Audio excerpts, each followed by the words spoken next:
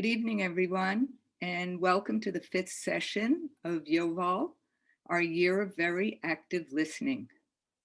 Tonight, we're going to have a history lesson, and we are extremely honored to have Rachel Swarns with us. Ms. Swarns is a journalist, an author, professor, and contributing writer for the New York Times. But these titles do not fully capture the depth and magnitude of the research that Ms. Swarns has done into the history of slavery and the slave trade, and that history's reverberations to this very day. Her research and writing about Georgetown's roots in slavery in particular garnered significant praise and provoked institutional reflection and is the subject of her upcoming book.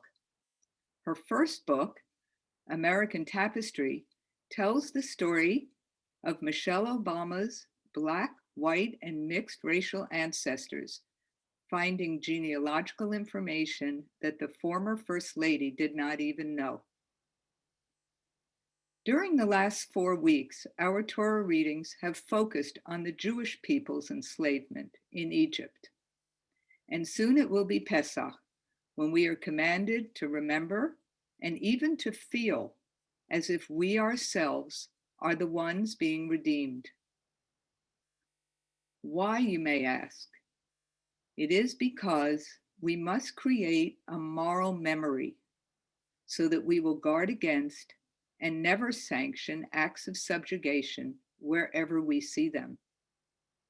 As we listen tonight, we will hear the story of another enslaved people, closer in time and place than Mitzrayim, but no less oppressive. Listening is an art, one we have been cultivating this year. Listening now to Rachel Swarns, a master storyteller, will deepen our understanding of race and history and show us what slavery has to do with us.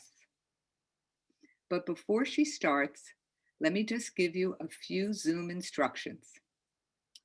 Ms. Swarns will speak for about 45 minutes and we will follow with questions and answers. You can please send your questions throughout the program to a private chat to Ora. Please only send questions directly to Ora, not to Ms. Swarns or any other co-host, because Ora will be getting all of them and be able to give them to Ms. Swarns at the end of the talk. After the Q&A, we invite you to participate in opt-in facilitated processing sessions. These discussion groups will last approximately 30 minutes and focus on the important themes and questions that Ms. Swarns will raise in her talk. To join a processing session, please just remain in the Zoom room for a few moments after the conclusion of the talk, and you will be automatically sent to a breakout session. And now, let's listen. Good evening, everyone. It's so good to see so many of you here on this snowy day. I know that we all have our misgivings about Zoom. I certainly do. But on a day like this, it's truly a blessing because we can still come together for this conversation. Just over 400 years ago, the first African captives arrived in the British colonies in North America. It was a seminal moment that would shape our country and many American families, Black, white, and in between, including my own family. But as a journalist, slavery was never something that I imagined myself focusing on. Old history, right? Hundreds of years ago. I got into journalism because I love to write, and I was inspired by the journalists covering the wars in Central America. And I wanted to write about American foreign policy in the region. I never imagined that the study of 19th century slavery would become kind of like my midlife crisis, one that would so consume me that I'd leave my career, my 2 decades long career at the New York Times, to join the faculty at NYU so I could spend the next decade focusing on it. As a journalist, I've reported on stories overseas, in Washington, around the country, and in New York. And I'll tell you a little bit more about that as we go along. But these days, as a writer and a professor, I investigate history, in particular, the history of 19th century American slavery. I'm not a historian, I'm a journalist, as you know. So I look at history through a different lens. I look at how we live with this history in the present. And in particular, I look at how the legacy of slavery shapes who we are now as Americans. Our topic tonight is, what does slavery have to do with me? And I picked this title for our conversation because it's a question that often pops up in the comments online about my stories in the New York Times, or in talks that I do around the country about my work. And what I'm hoping we can do tonight is to grapple with the question a bit. And I'm going to start by sharing with you my journey, the journey that transformed me from someone who mostly viewed slavery as old history, to someone who now knows that slavery is intrinsically tied to who we are today, even though so many of us remain unaware of that fact. It has shaped so many of the institutions around us, and it has shaped our families too, whether our ancestors were slaveholders or enslaved, and whether our ancestors arrived here in the 1840s or the 1940s. And I'm here tonight because for me, this feels urgent. It's clear to me that developing a shared understanding of this history among all of us, Blacks, whites, Latinos, Asians, everyone, is critical if we as Americans have any chance, I think, of bridging our racial divide. So I'm going to get started. And oddly enough, as life would have it, the story of my journey begins with Michelle Obama. As I mentioned, I started my career as a journalist. I spent nearly 30 years as a full-time journalist, 22 of those years at the New York Times. And during that time, I did all the things that correspondents do. I worked overseas in places like Russia and Cuba and Guatemala and Northern Ireland and London and all across Southern Africa, where I was the Johannesburg bureau chief for the New York Times. I spent a decade in Washington, chasing down senators in the Capitol and candidates on the presidential campaign trail in Iowa, flew on Air Force One, interviewed foreign leaders, covered floods and hurricanes and the great and ordinary stories of New York City. So all of those things. But in the winter of 2008, the editors of the New York Times asked me to do something completely different. They asked me to spend the following year covering the incoming First Lady, Michelle Obama, the nation's first African-American First Lady. And this was something of an unusual request because the First Family and the First Lady are typically covered by White House correspondents, who spend their time on Air Force One, chasing the president around the briefing room, working on policy primarily, and the First Family, when they have time. But there was a sense after that election in 2008, and not just at the New York Times, but at a lot of media organizations, that we might want to do things differently this time.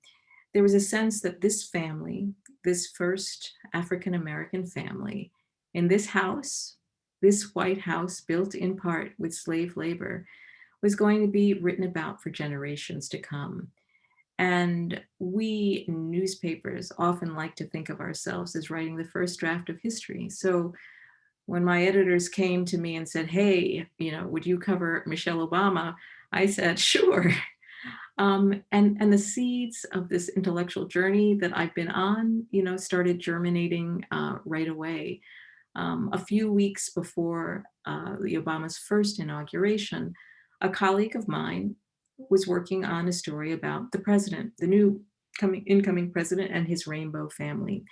And she realized that we actually didn't know very much about Michelle Obama and her family. And so she asked a genealogist to do a little bit of digging. But as journalists are wont to do, we didn't give the genealogist very much time. And time ran out. And the genealogist didn't come up with much in the short period of time that she had. And so the story ended up being about the president and his rainbow family, with just like a snippet of stuff about Mrs. Obama. And we thought that was that. But unbeknownst to us, the genealogist kept digging and digging and digging. And in the fall of that first year that the Obamas were in the White House, she called us back and she said, you know, I have stumbled across something really fascinating. Would you guys be interested? We were interested. And so I got on a plane and I flew out to Birmingham, Alabama. And I knocked on doors. I spent time in the archives. I went to courthouse basements, looking at records, trying to speak to anyone who might know anything about a man by the name of Adolphus Shields. He was the First Lady's great-great-grandfather, and he was biracial. And the story that I wrote ended up being about his parents, the First Lady's great-great-great-grandmother, who was an enslaved girl named Melvinia, who was valued at about $450 in the 1850s, and her great-great-great-grandfather, who was a white man whose identity was a mystery. So this was a front page story. It was news to the First Lady herself. It was discussed in the White House briefing room.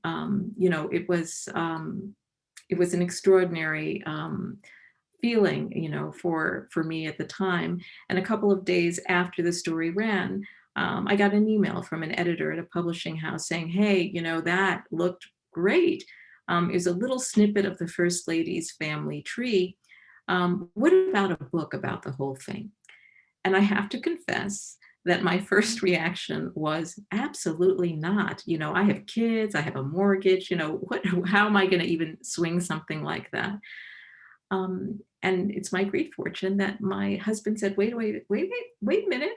And he reminded me of a story that I had told him when I first came back from Birmingham.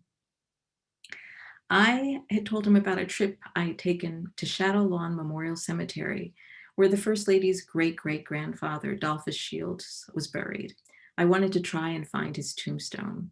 And I'm a journalist, and I was ready. I had been in the archives. I had found the records. I knew what plot, what row. I knew who was buried next to him. I had it all laid out in a nice manila folder. And then I drove my rental car over to Shadow Lawn Memorial Cemetery, and I stepped out and realized I wasn't ready at all. Shadow Lawn Memorial Cemetery was an old, neglected African-American cemetery. And for those of you who are familiar with the South, at the time, Jim Crow South, when this cemetery was established, you may know that in the South, even the dead were segregated. So I walked through this place with the grass up to my knees, tombstones toppled. I spent the entire afternoon there completely unsuccessful and didn't find his tombstone. But what I found was something I had never experienced before. It was a profound feeling like there was nothing I'd rather be doing than digging in the nation's history in that way. And my husband reminded me of that. And so I said, okay, I think I'm going to say yes. And so I did. And for that book, I traveled all across the country. Mrs. Obama's enslaved ancestors were scattered all across the South, in Virginia, North Carolina, South Carolina, Georgia, Alabama. And what I learned as I pored over 19th century records in courthouses and archives and historical societies was that her story reflected not only her family story and the story of her ancestors, but the story of America, the story of American slavery. But some of that story was very different from what I had learned in school. Mrs. Obama's ancestors in South Carolina, for instance, led me to an aspect of slavery that I simply had never known about. Her great-grandmother on her father's side, the name was Rosella Cohen. Cohen. My first thought was, does the First Lady have Jewish ancestry? My second thought was, But were there even slaveholders in the Jewish community? Well, it turned out that Mrs. Obama's paternal ancestors appeared to have an intriguing connection to one of the oldest and most distinguished Jewish families in Georgetown, South Carolina, who happened to be wealthy slave owners. Moses Cohen, who emigrated from London to South Carolina around 1750, was the first chief rabbi of Charleston's congregation of Beth Elohim, the birthplace of Reform Judaism. And his two sons, Abraham and Solomon, moved to Georgetown, and they became deeply involved in civic and political life. Abraham, who fought in the Revolutionary War and served as the town's postmaster, met with George Washington in 1791. And Solomon was a director of the Bank of the State of South Carolina, and his son, Solomon Jr., was elected to the state Senate in 1930. The family was so prominent that its weddings, funerals, and family happenings were often chronicled in local newspapers. And so really, it should come as no surprise then that the Cohens also owned plantations and slaves. Solomon Sr. owned 24 enslaved people in 1810. His son Jacob owned 302 people in 1830. In fact, 83% of the Jewish residents in Charleston owned slaves in 1830, according to an article that I'm sharing with everyone. Most of the Cohens eventually left Georgetown, South Carolina for Charleston, but before they did, it is likely that one of the members of this prominent Jewish family owned ancestors of the first Black First Lady. And the surprises didn't stop there. I found additional surprises when I started researching the family that owned Melvinia. When we think about slavery, we often think, at least I did anyway, about the grand manner, the rolling lawn, the gone with the wind kind of slavery, hundreds of enslaved people. But in Clayton County, Georgia, where Melvinia was enslaved, there was none of that. No grand manner, no rolling lawn. Melvinia grew up on a farm where she was one of only 3 enslaved people, in a place where white men worked alongside their enslaved people. Once again, this was a landscape of American slavery that I was completely unfamiliar with. Many of the modern day descendants of that slave owner who owned Melvinia were also unfamiliar with this history. They had no idea that their family had owned human property. And I tracked down the descendants of that slave owner because I was determined to try to identify the white ancestors in her family tree, and I suspected that they might be members of that striving Southern family in Georgia. So I tracked down those descendants, and they were scattered across the South, some still in Georgia, some in Virginia, some in South Carolina.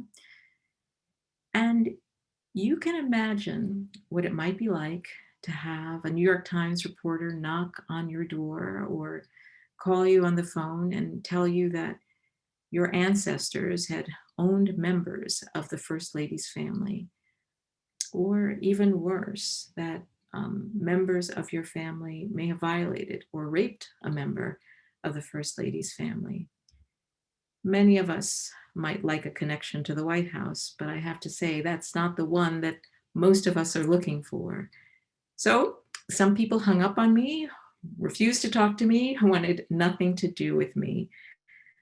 But others shared their stories, their records, their photos, and their DNA. Many of us African Americans know that we have white ancestors in our family trees, but that's all we know. And so to solve this 19th century mystery in Mrs. Obama's family, I used 21st century science, DNA testing, to identify them. And it turned out to be the most ordinary of American stories. The father of Melvinia's son was a member of the family that owned her. And the First Lady of the United States had a whole constellation of white distant cousins all across the South who were suddenly grappling with their ties to this painful period of American history. So again, a powerful story, yet the most common of American stories. But it was also for me extraordinarily illuminating All of this was beginning to show me that the economic benefits of slavery extended beyond what I had been taught as a girl. My research into Mrs. Obama's family taught me that there were slaveholders in the Jewish community, among Native Americans, and among a group of people that we often don't think about, small white farmers who inherited or managed to buy or rent one or two people and worked alongside them. It began to show me that the benefits of slave labor extended more broadly than I had imagined. I wrote my first book about this, American Tapestry, which was published in 2012. And by then, I was completely hooked on history and on this kind of research.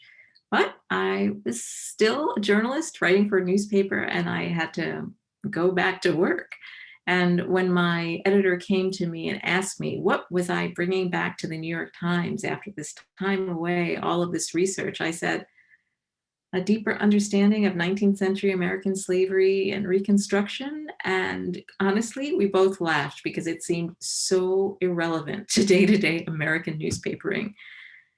But it turned out that it wasn't irrelevant at all. I was called in when Dylann Roof attacked a Black church in Charleston, and I could write about the long history of attacks on Black churches that began after the Civil War. I was also tapped to work on a project that mined the New York Times photo archives for unpublished histories of important moments from Black history that have languished unseen for decades. And that became the basis of my second book. And then in January of 2016, I got an email from a colleague who wrote for Business Day, which is, as many of you know, the business section for the New York Times. The CEO of a tech company in Cambridge, Massachusetts, sent her an email. He was pitching a story about slaves at Georgetown University, and he wanted to give the Times an exclusive. And my colleague looked at this email and thought, what in the world, like a story about slaves sold in 1838? Was that even a story? And I'm really, truly lucky that she didn't just delete that email. And she didn't delete that email because she remembered there was someone on the staff who might have a sense of whether there was a story to be done.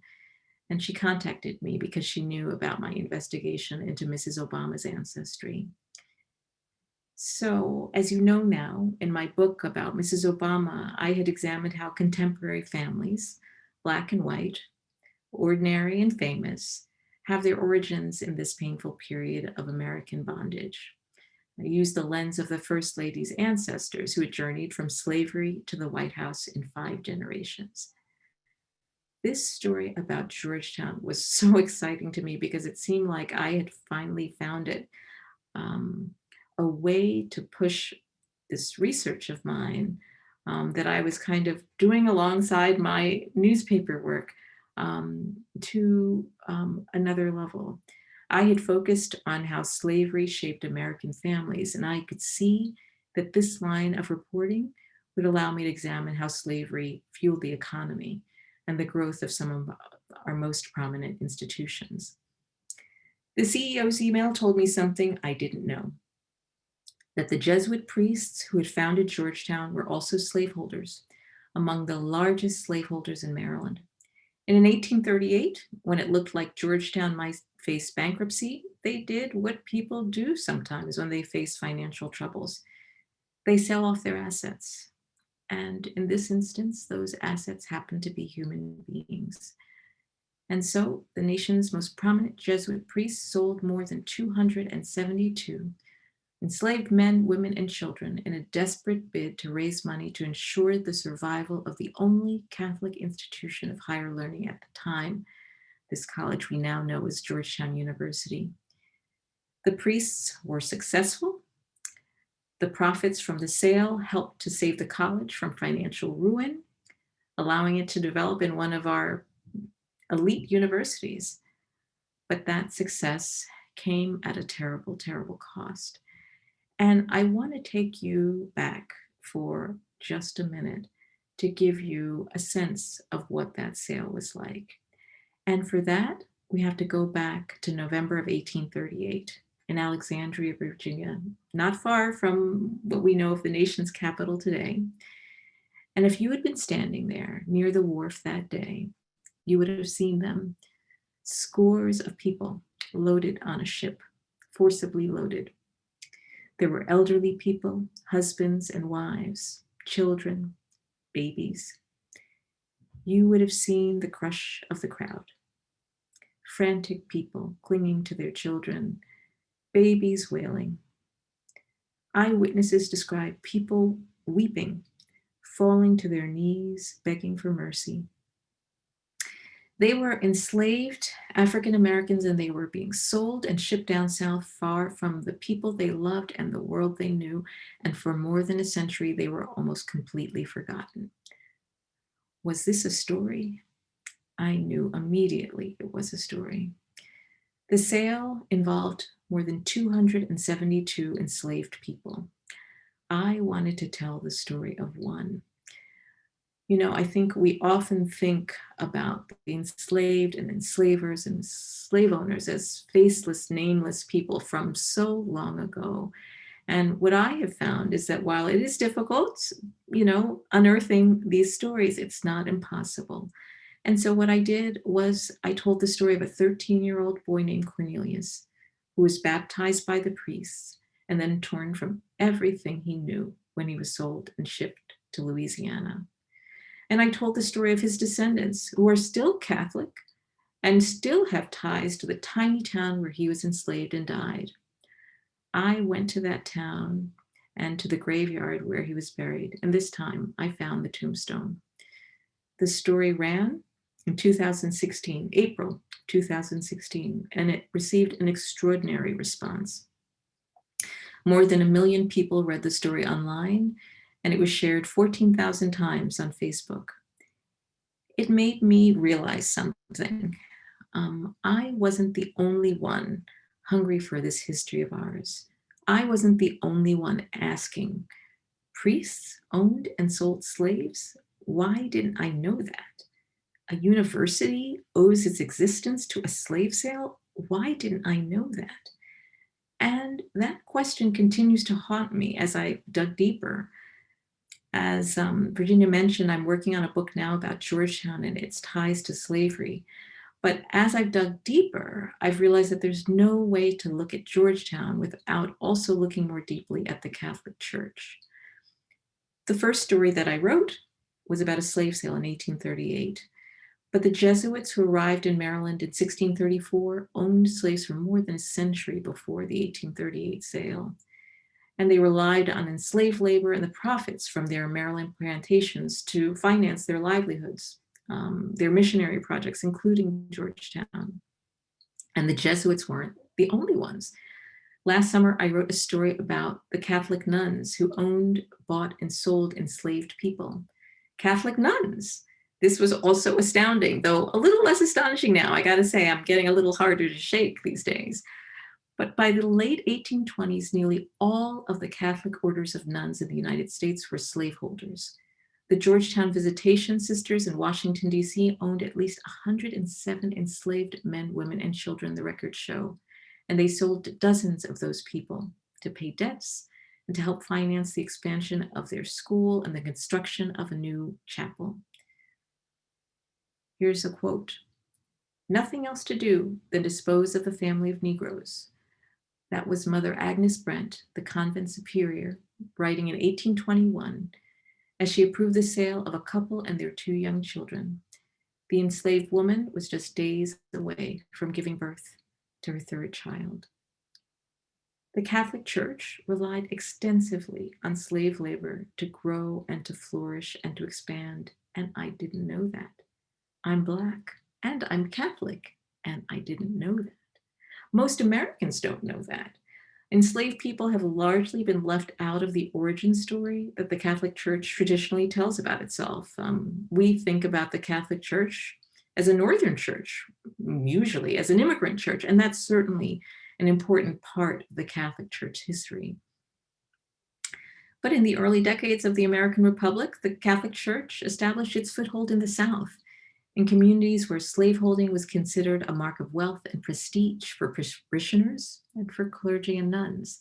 So it wasn't unusual for American-born priests and nuns to grow up in slaveholding families, and many orders relied on slave labor. And, it's not just Georgetown, it's not just the Catholic Church. The list of contemporary institutions with roots in slavery is long. There are other universities, not just Georgetown, Harvard, Princeton, some of the nation's biggest companies, largest insurance companies generated business from slave insurance, including New York Life and Aetna, mind you, right? Not just Southern places, right? Some of our best known banks absorbed by JP Morgan Chase and Wells Fargo, allowed Southerners seeking loans to use their slaves as collateral and took possession of some of them when their owners defaulted.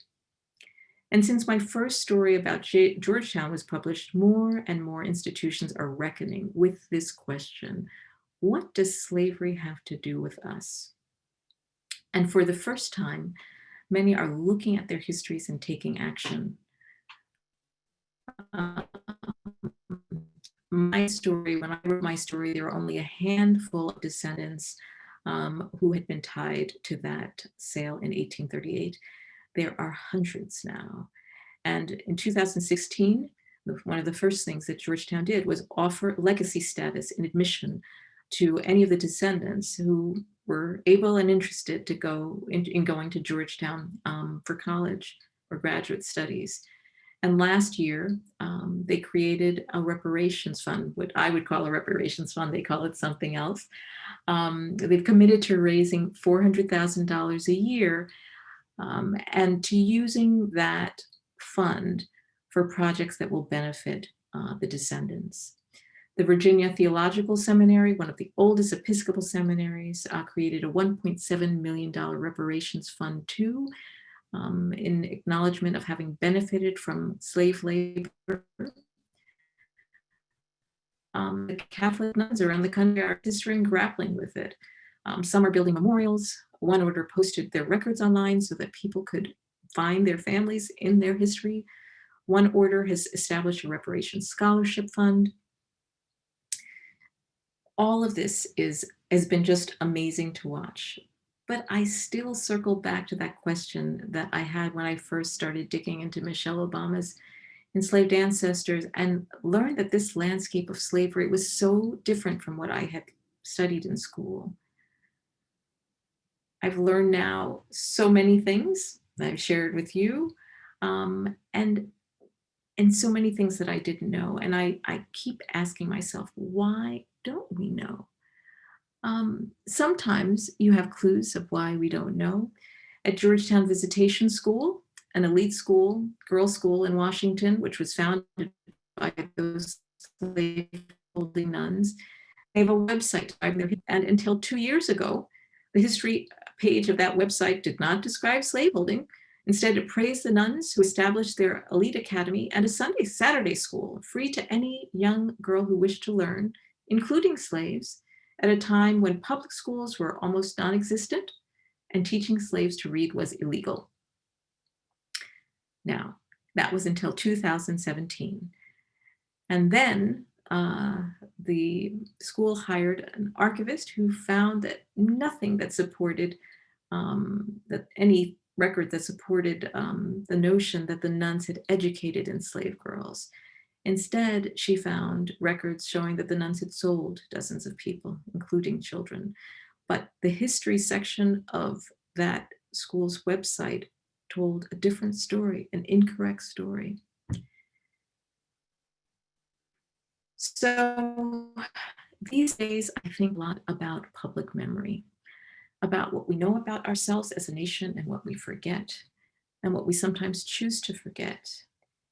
And one of the things that I think that we've chosen for a long time to look away from is this history of slavery and how foundational it was to so many of our families and our institutions. Whether intentional or unintentional, this disconnect prevents us from understanding what I've learned, which is just how foundational slavery was and is. This is painful history, hard history. because it sits uncomfortably with the narrative that we embrace as Americans. This narrative of freedom, equality, justice for all, it doesn't sit well with all of that. But at the same time, it's critical history. It's critical to understand that slavery involved more than just the South, and that more than just history. It was an economic engine that powered the growth of our economy and many of our most powerful contemporary institutions. And it was the root that spawned generations of discrimination and enormous inequality. And it lives with us, all of us now. We're in February, right? But this is not just Black history. This is American history, our history. And whether your ancestors were enslaved, were slaveholders or not, this is an important but uncomfortable reality to wrestle with, because the truth is, whether your ancestors arrived in 1840 or 1950, white people, even immigrants, benefited from slavery's legacy. They benefited from Jim Crow and segregation, an entrenched system that privileged white people, that reserved for them the best schools, the best jobs, housing, and access to government benefits, while effectively and actively marginalizing, disenfranchising, and discriminating against Black people. And I'm going to give you a couple of examples, from more recent times, which I think is helpful when we think about kind of how slavery is related to who we are. So slavery ended, Reconstruction emerged and ended too, right? Was rolled back. Jim Crow emerged.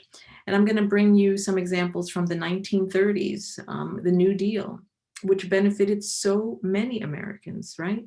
But which was very much shaped by this system that emerged from slavery, the system of Jim Crow and segregation. So I want to start with the Federal Housing Administration. Any economist will tell you that home ownership is the most powerful way for working class and middle class people to build wealth and pass it on to the next generation, right?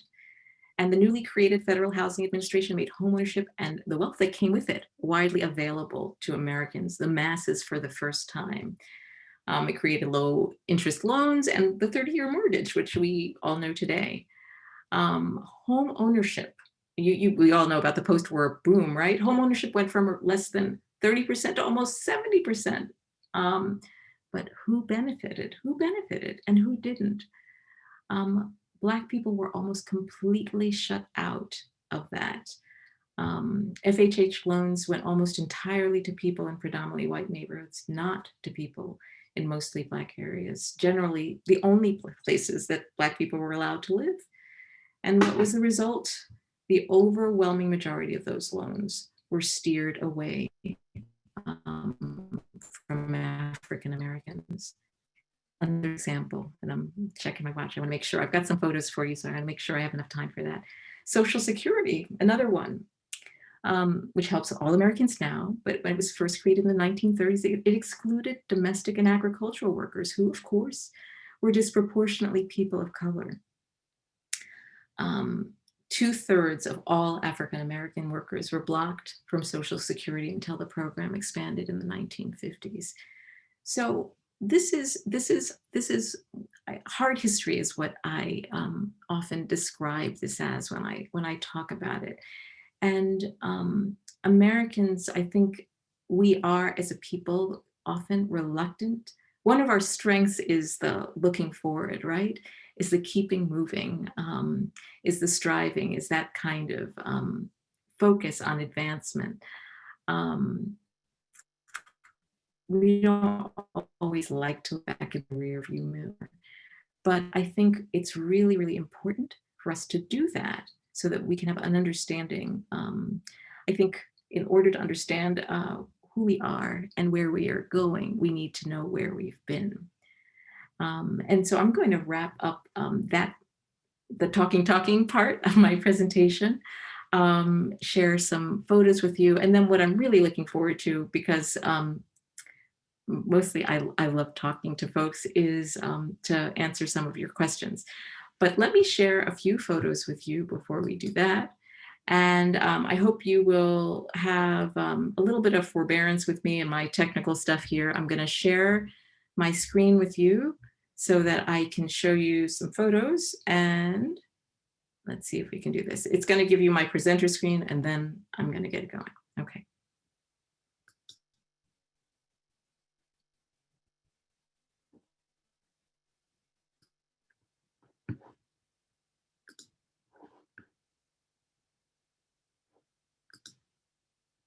Oops, sorry, that's even.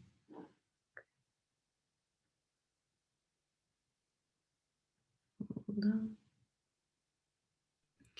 You can click play from start all the way on. See, is that Laura? Thank you. All right, here we go. All right, so this is Georgetown. If any of you haven't seen it, it's really beautiful, as you can see. This is the first story that I wrote about that sale in 1838 and the people who were sold to keep Georgetown afloat. I mentioned to you that I focused the story on a boy who was sold.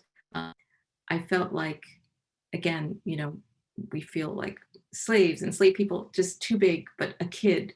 And I traced his journey to Louisiana and to Maxine Crump, his descendant, who learned his family's story from our reporting.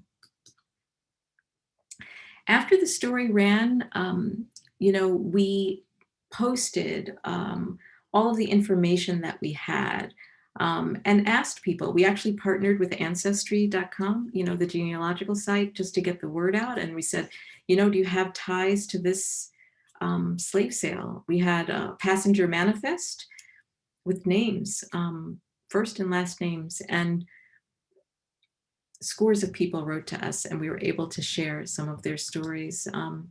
And these are a couple of people who learned, were tied to this history. And one of the things that's so remarkable is that most of these families are still Catholic to this day. This is another story that I am sharing with the group. I mentioned that, you know, it's not just Georgetown, it's not just the Catholic Church. And this was a story that I wrote about New York Life, the major insurance company, which got its start generating business from slave insurance, which was kind of like how we insure your car. You insure your car, you know, when something to happen, if it gets damaged, you can file a claim, get some money back. Slave owners were concerned about that with the human property that they owned. And so they insured the lives of their enslaved people. So if injured or killed, they could recoup some benefits. And I used these records and traced one of the descendants of one of the people whose lives were insured down into Virginia. All right, that's another picture of New York Life. I'm going to skip through here. And then these last photos are of Mrs. Obama's family. This is Mrs. Obama's first family. That's Mrs. Obama as a baby with her mom and her dad and her brother. The story of Melvinia, the First Lady's great-great-great-grandmother, was her mother's line. Dolphus Shields, you'll remember, the First Lady's great-great-grandfather, who was biracial, the one in Birmingham. He is the gentleman, the older gentleman on the left. And I mentioned to you that some of the descendants of the slave owner who owned Melvinia were unwilling to talk to me, but some were. And this is Joan Tribble, a descendant of those slave owners, who shared her stories and her DNA. And after actually my book was published, I finally found a photo of some of these family members who owned Melvinia. Melvinia was owned by the older gentleman who is seated with the long beard. she was, he inherited her. His wife, the older woman with the kerchief, had a wealthy father, and when he died, he bequeathed her 3 people, including Mrs. Obama's great-great-great-grandmother. And the DNA testing suggested that the man who looks a little better than everyone else, it's looking a little bit away with the mustache, was the closest match. So DNA is tricky, but he was the closest match. So the father of Dolphus was in his family, and he was the closest match. Okay, so I'm going to stop sharing my screen, and looking forward to hearing from you and taking any questions you might have. Thank you so much. That was so interesting and just such a compelling way of communicating a lot of information. We have a lot of questions and we'll try to get to as many of them as we can. So I wanted to first begin by asking you one of our participants' questions. In your research, have you encountered any institutions that resisted owning slaves, even when surrounded by people who considered it quote unquote normal? That is an excellent question. And the answer is no, but I think that's not because they didn't exist. I just haven't. I certainly have heard of, for instance, I know that with New York Life, as I recall, there were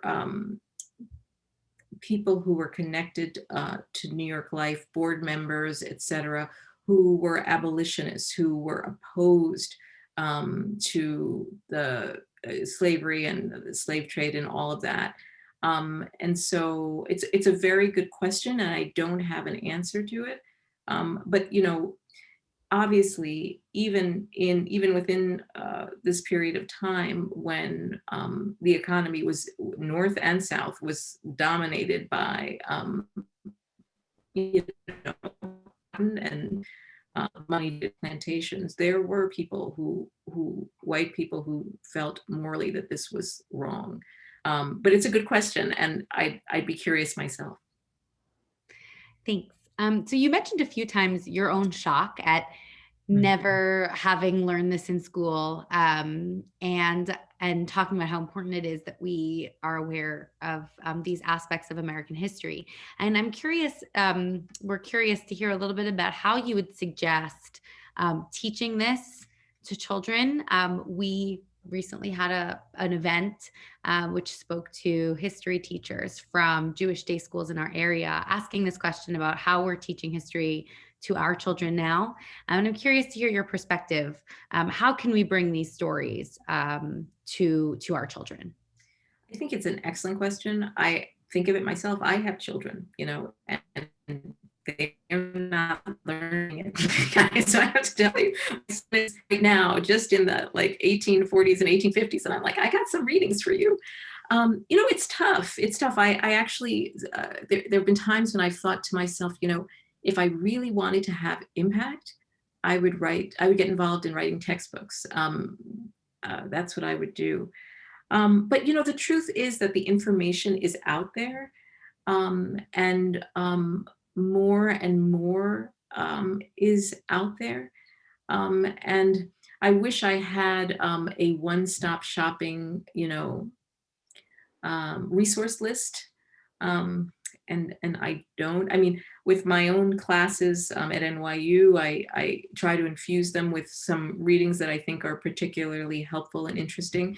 I've shared some with you. One thing which I didn't share, and I forgot until today, which I think is wonderful, actually, highly, highly, is called Seeing White. It's a podcast, so it's kind of another medium, which is a lot of people enjoy.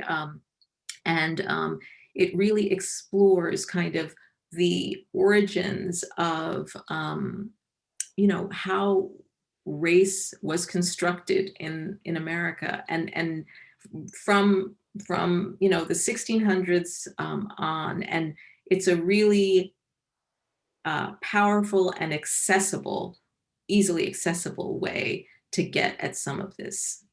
So I really suggest it for everyone. Great. I'll make sure to add that in the follow-up. Yeah. Listen to the readings you Yeah, suggest. it's wonderful. It's wonderful. So people can access that more Yeah. readily. And different too, you know, you can listen in the car. So I'm going to ask a few questions that all feel very related to me that they were asked separately, but they feel very intertwined. So I'll start from the most narrow.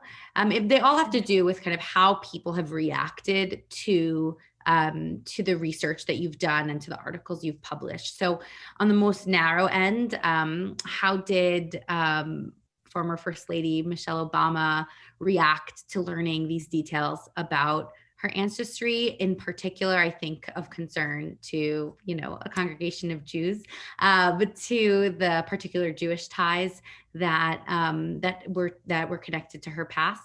And thinking a little bit more globally, how did the people who you were in contact with react to hearing about their ancestors' enslavement or acts of enslaving others?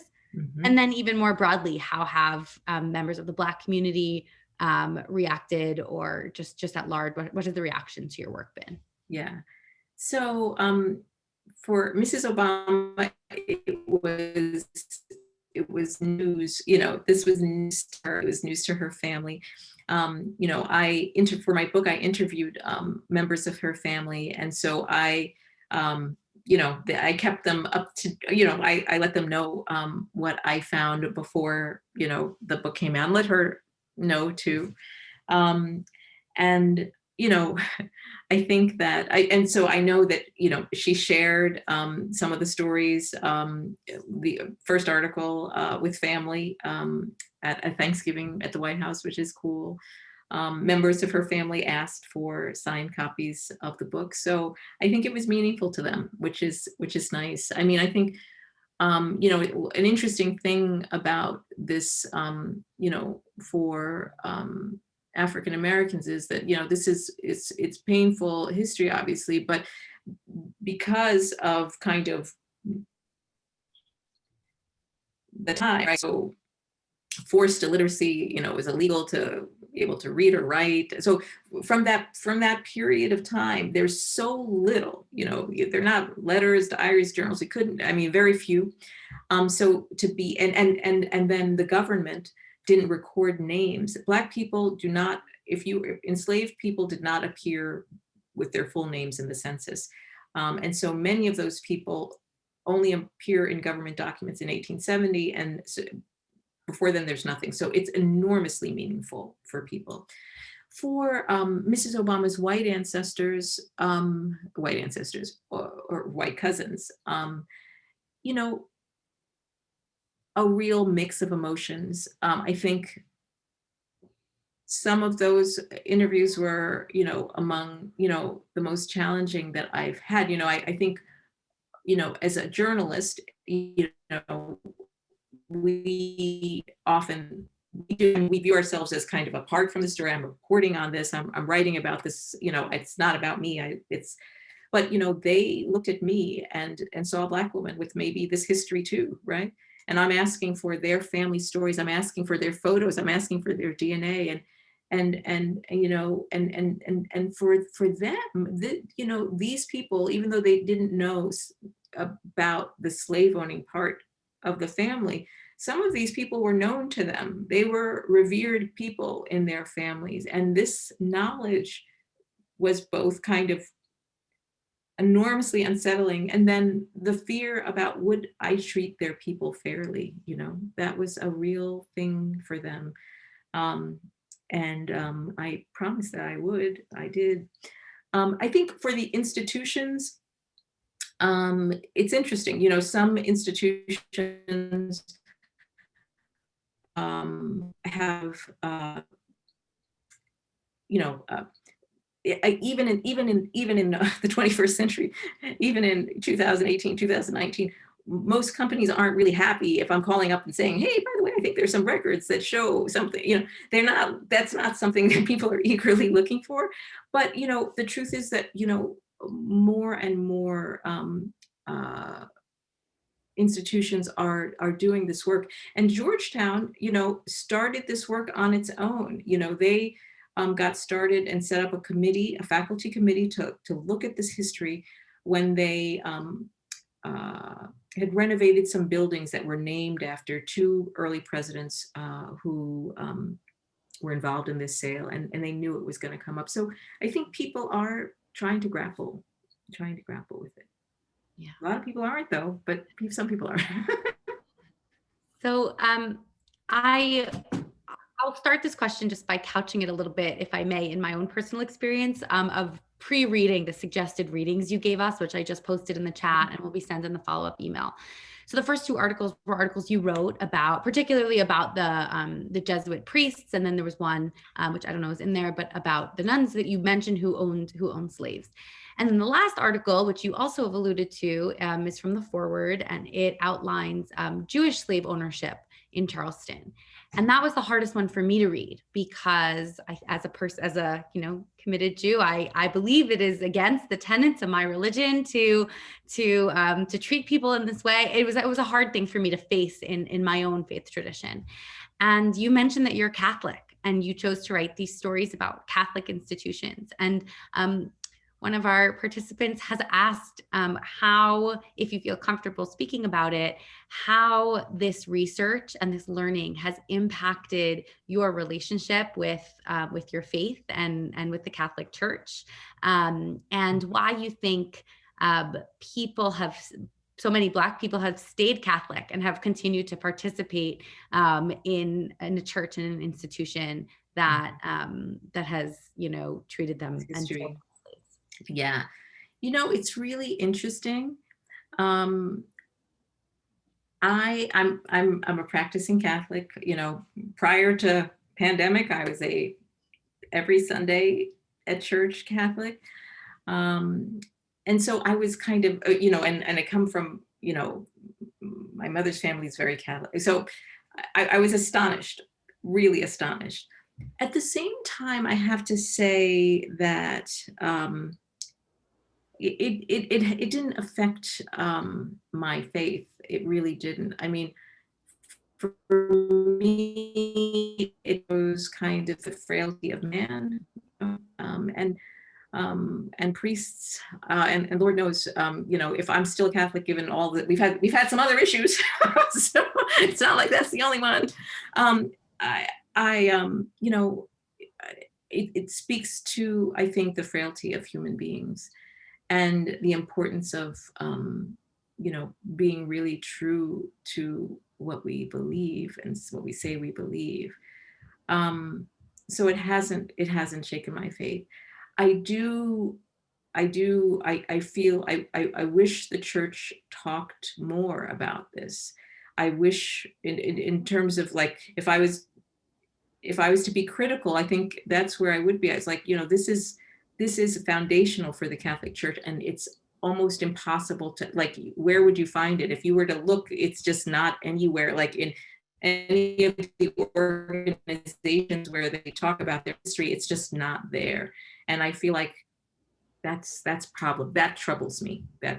But again, I'm a Black woman in America. That's a lot of what's around. But as a Catholic, I feel like, and this is my work, so I think people should know.